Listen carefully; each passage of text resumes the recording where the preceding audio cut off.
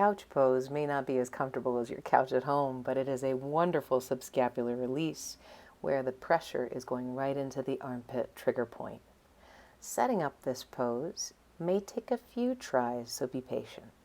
All we need is a block and a blanket, and we'll start the block on the middle setting. Take the blanket and from the 8th fold, fold it once more so it's nice and thick, laying it over the block. Setting the hips on the ground, lengthen the side waist so that you come up and over the support, bending your elbow to support the head with your hand.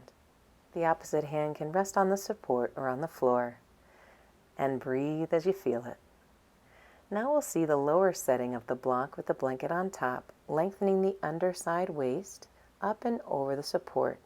This time you see the underarm lengthening forward, palm facing upwards, and the block supporting the head on the tallest or the second tallest height. The arm can rest back on the hip or on the support. Enjoy!